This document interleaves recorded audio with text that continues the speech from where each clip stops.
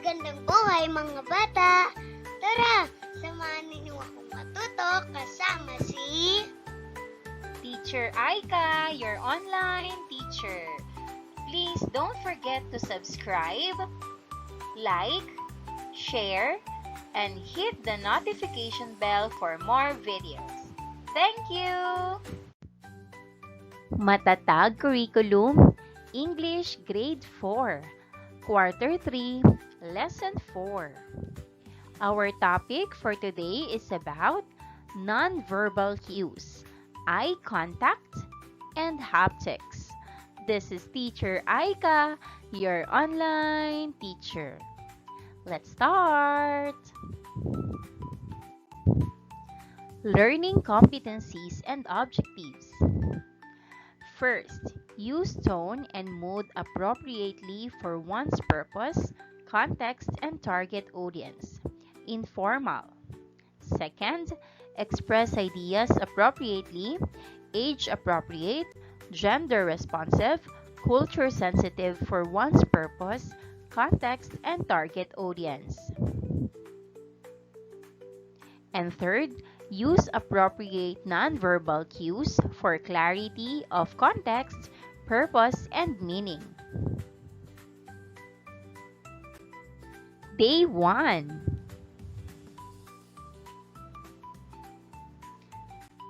Let us have first a short review.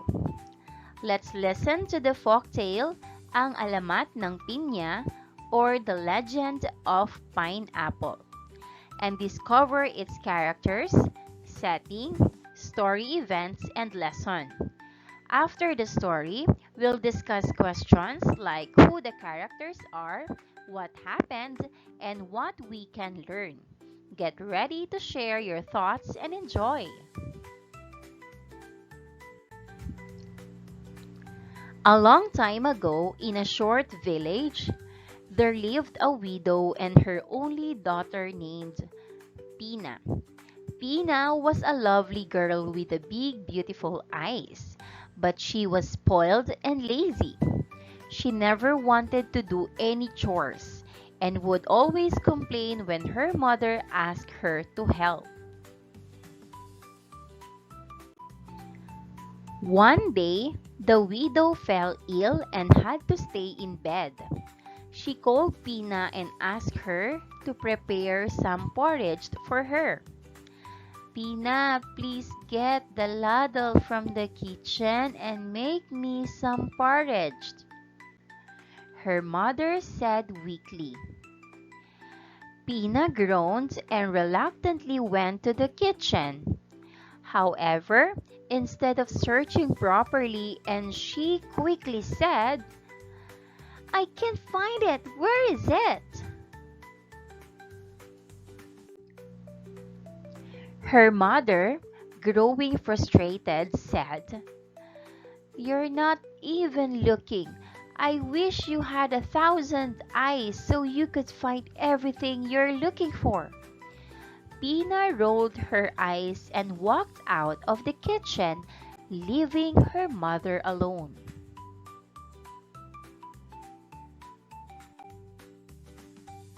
Days passed, and the widow noticed Pina was nowhere to be found.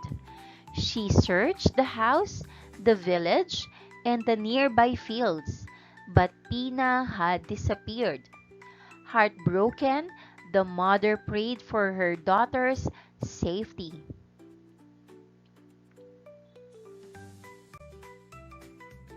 One morning, the widow discovered a strange plant growing in her yard. Its fruit was golden and shaped like a small head with many tiny eyes covering its surface. She remembered her frustrated words to Pina and realized her daughter had been turned into this fruit. The widow wept but cared for the plant lovingly, naming it Pinya, after her beloved daughter.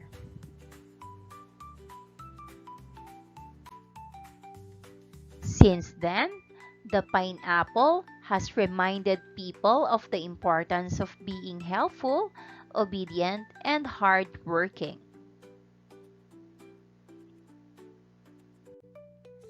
Guide questions. Characters. Who are the main characters in the story? The answer: the main characters are Pinang, a beautiful but lazy girl, and her hardworking, patient mother. Setting. Where and when does the story take place? The answer: the story takes place in a small village in the Philippines a long time ago. Plot. What happens in the story? Summarize the main events.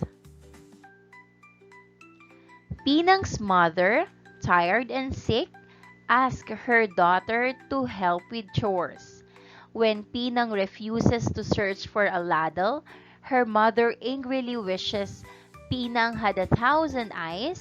Soon, Pinang disappears, and a fruit with many tiny eyes grows in their yard, becoming the pineapple. Problem. What is the main problem or conflict in the story? The answer: the main conflict is Pinang's laziness and refusal to help her mother.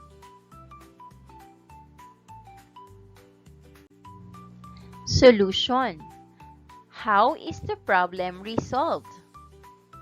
The answer: Pinang is transformed into a pineapple as a reminder to always be helpful and hardworking.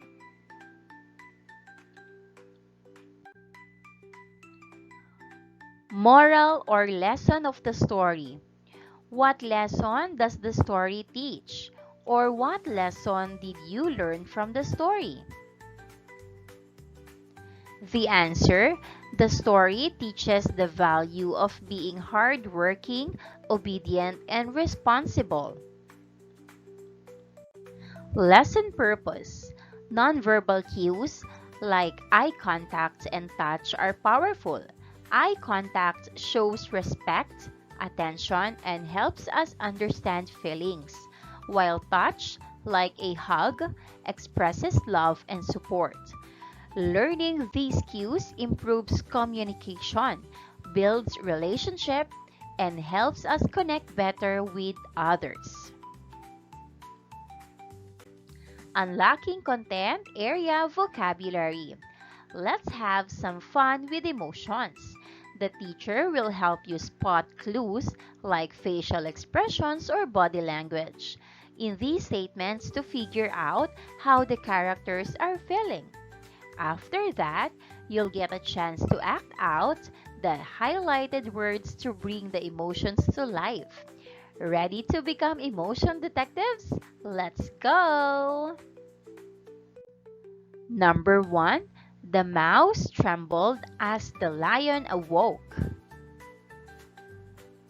The underlined word is trembled. It means scared or fearful.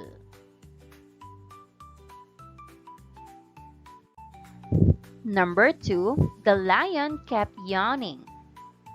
Its eyes slowly began to droop. The highlighted words are yawning and droop. It means sleepy or tired. Number 3. Its face turned red, its eyes widened. It roared so loudly that the ground beneath it shook. The highlighted words are turned red and widened. It means angry.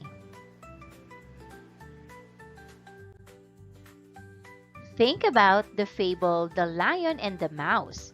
How did you figure out how the characters were feeling, even though the story didn't directly tell you?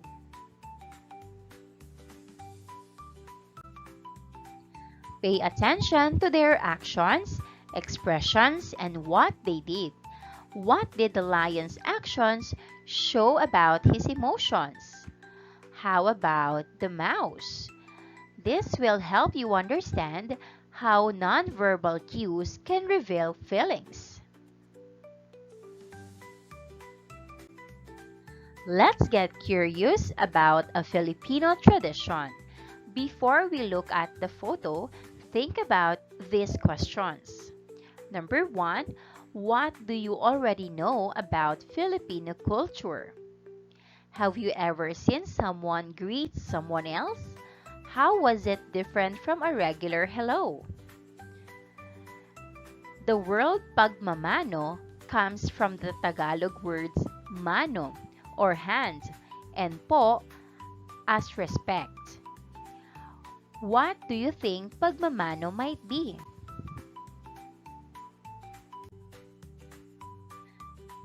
Look at the picture and share your answer to your classmates.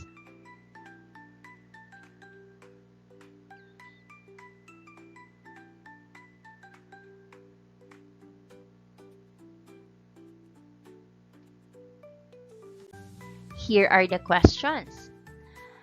First, describe what you see in the photo. Who is involved? What are they doing with their hands and bodies? Second, what expressions do you see on people's faces? How do you think they might be feeling?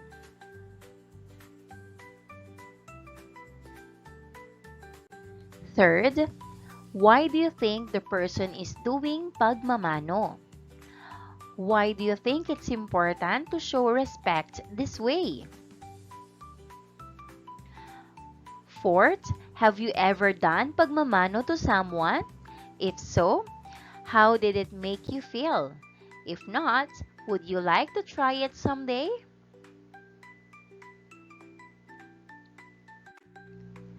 Pagmamano is a special Filipino tradition, and we're going to learn more about it. Let's read a short text to find out why people do it and what it means. Are you ready to learn something new? Let's go! Day 2. Reading activity. Mano po and the magic word.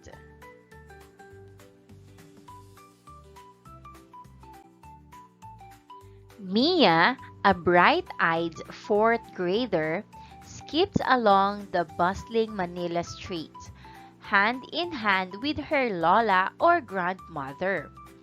Entering the bakery, a familiar aroma of sweetness greeted them. Mia spotted her tita or aunt behind the counter. Her warm smile as familiar as the pandesal rolls baking in the oven.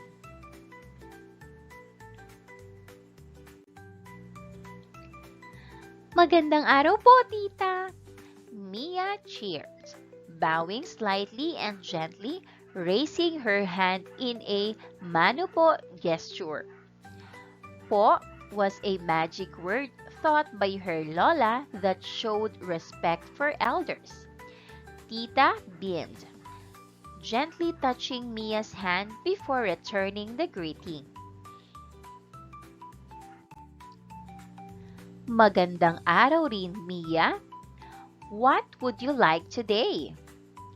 Tita asked, her eyes sparkling with affection. Mia, remembering Lola's lesson about the eye of respect, lowered her gaze slightly as she spoke. Dalawang pandesal po para sa akin at kay Lola.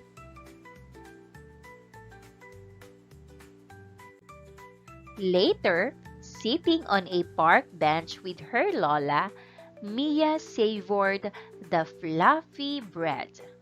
Lola, why do we do mano po and lower our eyes?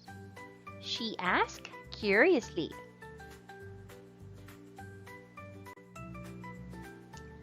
Lola chuckled, her wrinkles deepening with warmth. It's a way to show respect and love for those older and wiser than us, she explained. Like a secret code that says, "We see you, we appreciate you, and we'll listen to your guidance."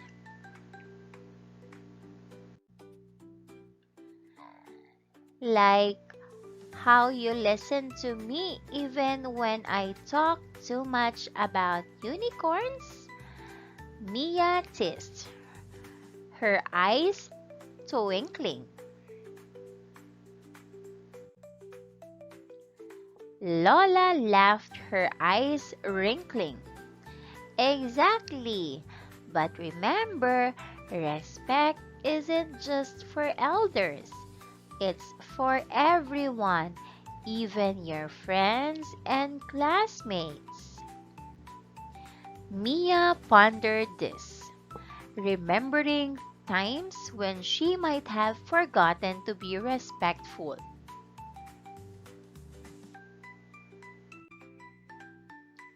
Suddenly, a group of children playing bumped into their bench, scattering some of their pandesal. Mia felt a surge of annoyance, but before she could react, Lola spoke gently. "Excuse me, bata." She addressed the children using a respectful term. "Perhaps you could help us pick up the pandesal."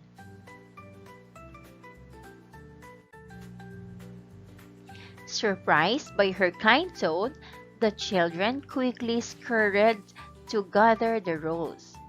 "Pasensya na po," they mumbled apologetically, using po instinctively. Lola smiled warmly. "Salamat po," she replied, using po in return.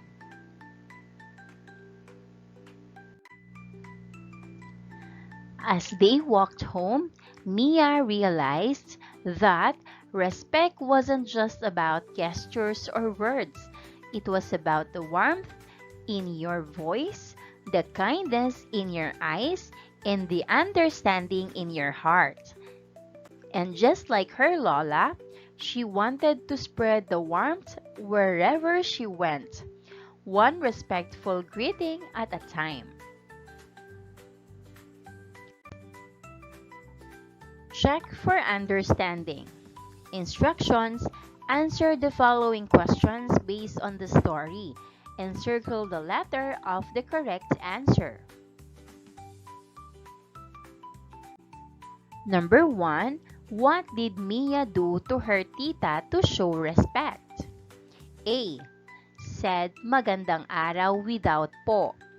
B. Shook her hand firmly. C. Gave her a big hug. D. Said magandang araw po and did mano po. The correct answer is letter D. Said magandang araw po and did mano po. Number 2. Why did Mia lower her gaze when talking to her tita? A.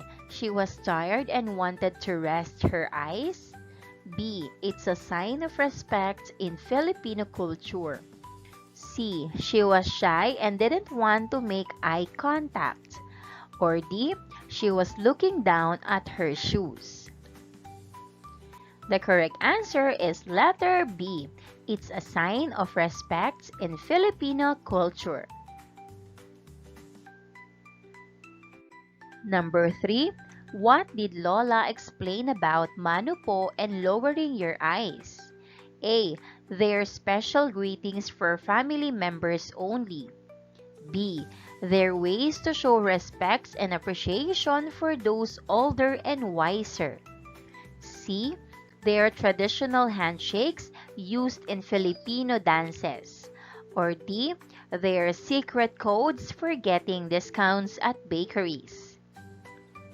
The correct answer is letter B.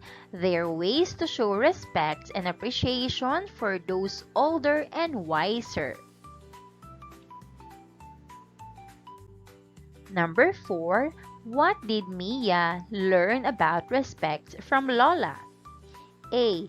It's only important for adults and grandparents. B. It's all about saying po and doing mano po perfectly. C. It's important for everyone, even friends and classmates, and involves kindness and understanding. Or D. It means being quiet and not talking back, even to friends. The answer is letter C.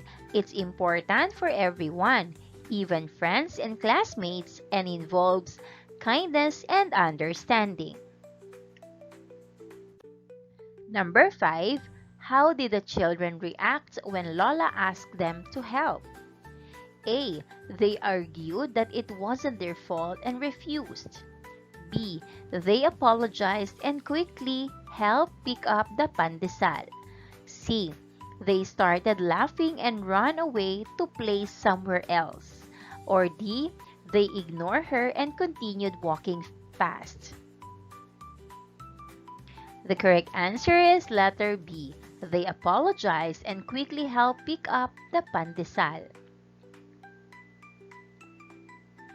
Number 6. What did Mia realize about true respect at the end of the story?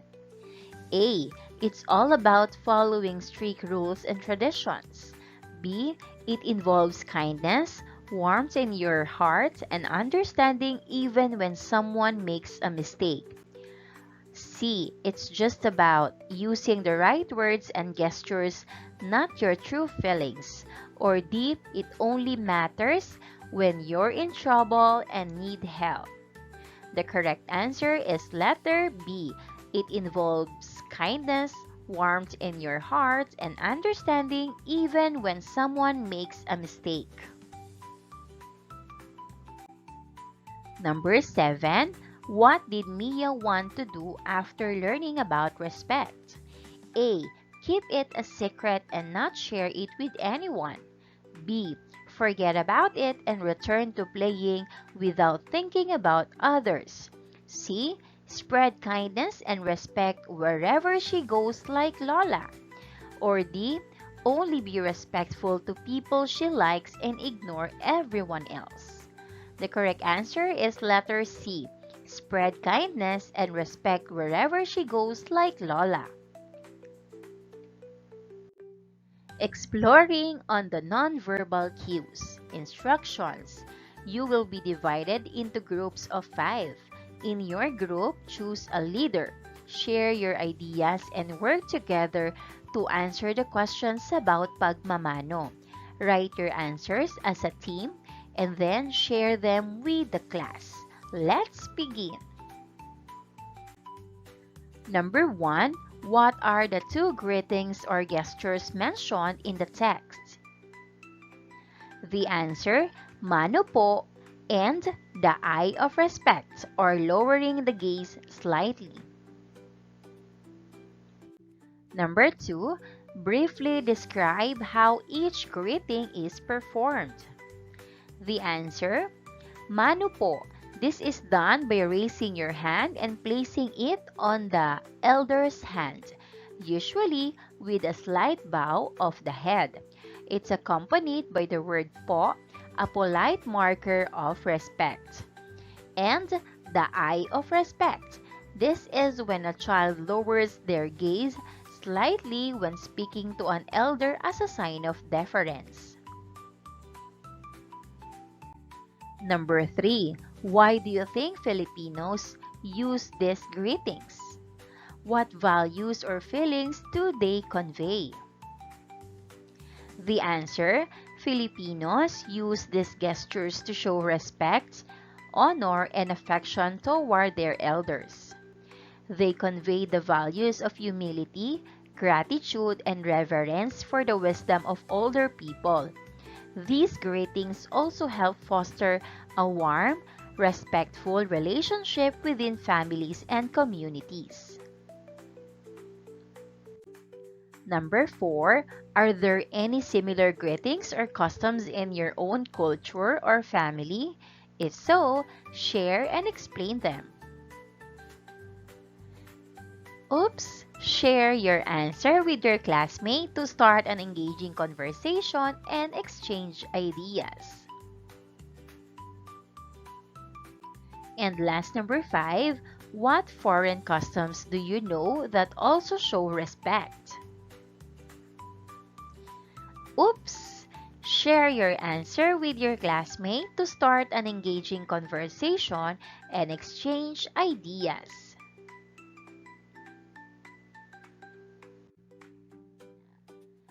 To make it easier and more fun for you to take note of your responses, we've provided this awesome template. You can even get creative and recreate it on cartolina or Manila paper if you'd like. Don't worry, we'll walk you through each part of the template so you'll know exactly what to do. Let's dive in and make note-taking a fun and interactive experience. So let's have the template. On this part, you need to give greetings or custom mentioned in the text. And then description of greetings or custom number 1. Why is this used and what values or feelings are conveyed?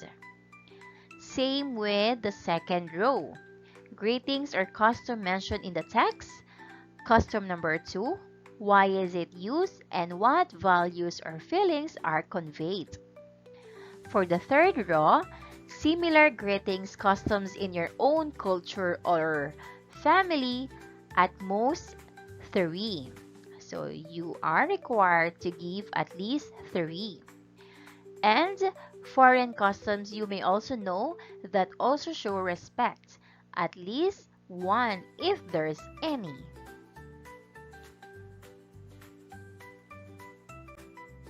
So I'm going to show you the possible answers. Greetings are custom mentioned in this text.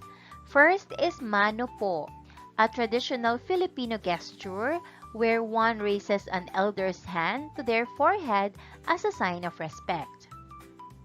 So why is this used?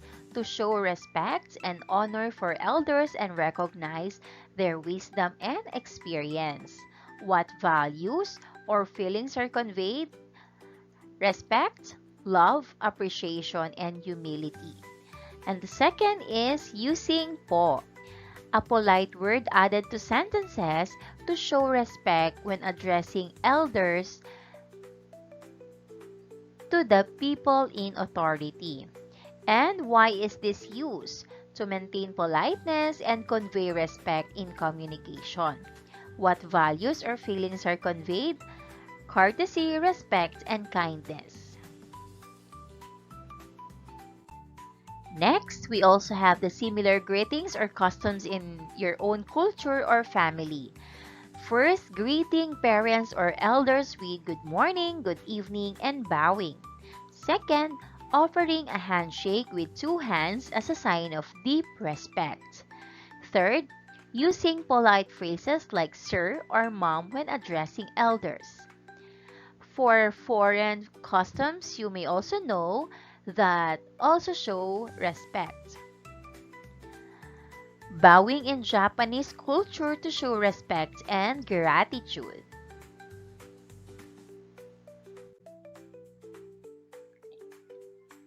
Day 3.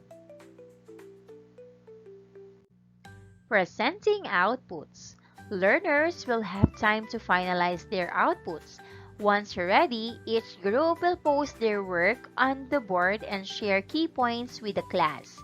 The teacher will guide the discussion, encouraging students to compare and contrast their greetings, explore their cultural meaning, and reflect on how they can show respect in everyday interactions. Lesson activity. Introducing specific nonverbal cues, haptics, and eye contact.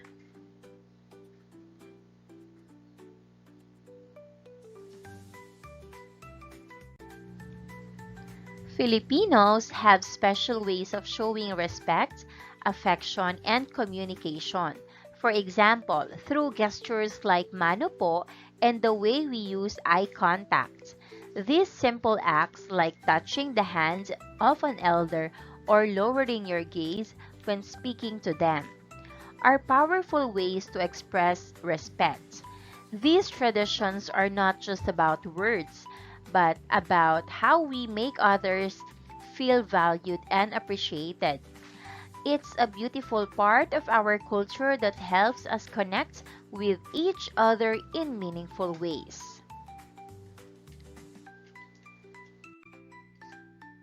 Haptics. Haptics is all about touch. A gentle pat on the back says, "Good job," while a big huge means, "I'm happy to see you." But be careful, a rough shove could mean, "Stop that." Different cultures have different rules about touch, so always be respectful.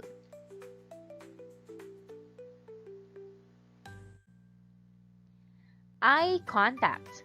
Eye contact is like using your eyes to chat. Making eye contact shows you're listening and interested. Just like nodding your head, but staring can feel rude, like trying to see through someone. Looking away sometimes is okay, like when you're thinking or feeling shy.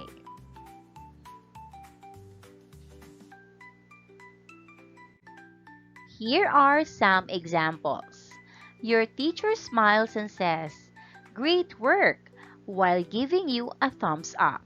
Haptics and eye contact both say you did a good job.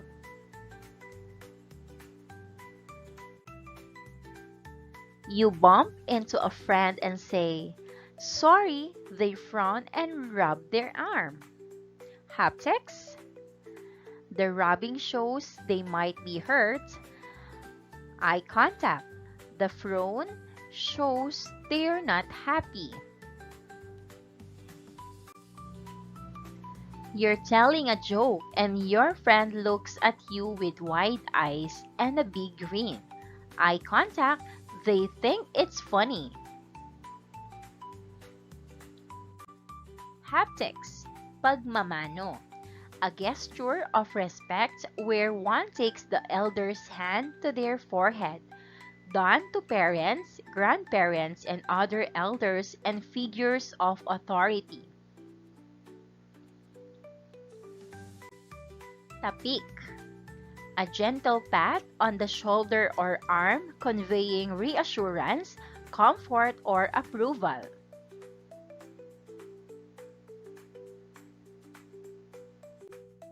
Yakap, a hug expressing affection and closeness, typically reserved for family and close friends.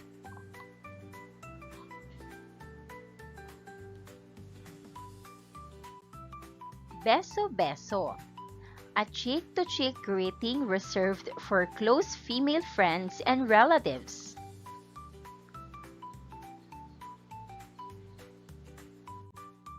Hawak kamay. Holding hands is often seen between couples or close friends but is not as common in public.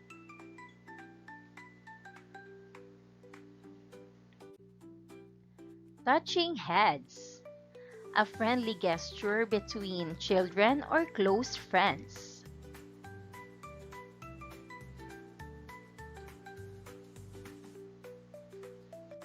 Next is eye contact, lowered gaze. Considered respectful towards elders and authority figures. Direct eye contact might be seen as challenging or disrespectful. Smirking or playful eye contact, used with friends and family to convey amusement or happiness.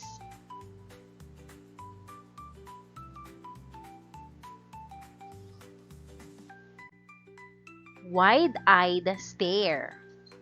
This can signify surprise, disbelief, or even disapproval.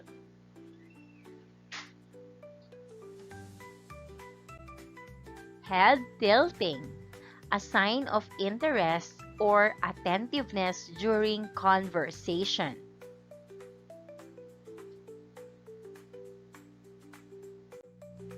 Eyebrow movements express emotions from disapproval or furrowed brows to surprise or raised brows.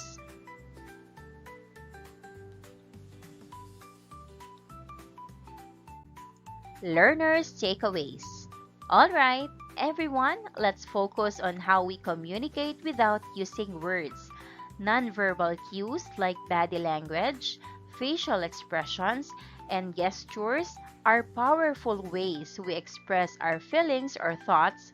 Now, in your groups, think about the nonverbal cues you've discussed. I want you to answer these questions together.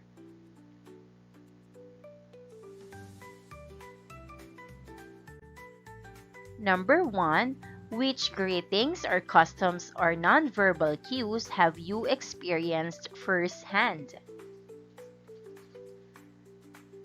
Number 2, who taught you these greetings or customs or nonverbal cues?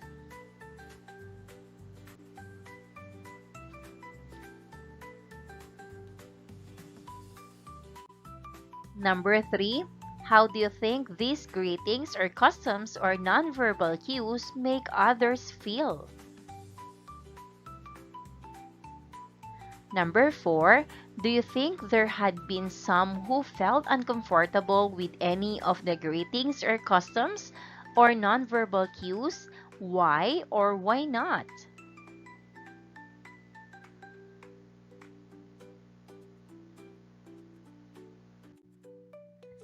Day 4.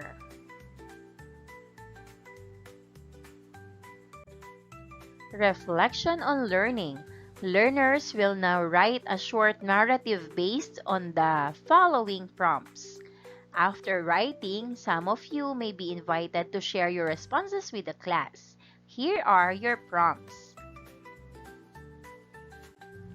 Prompt number 1. I am showing compassion towards my classmates when... Prompt number 2. I know that I am being respectful to my teachers when...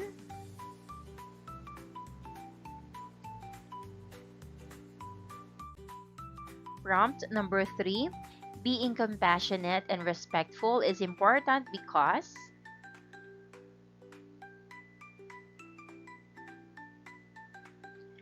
Number 4.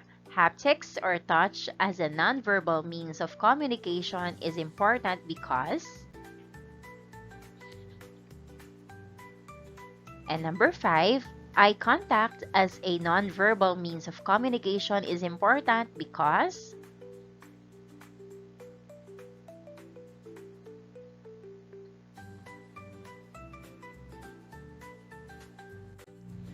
The scoring rubric may be guided by the one used below. Criteria, content, details, sentence structure, expression, and engagement. Good luck, kids!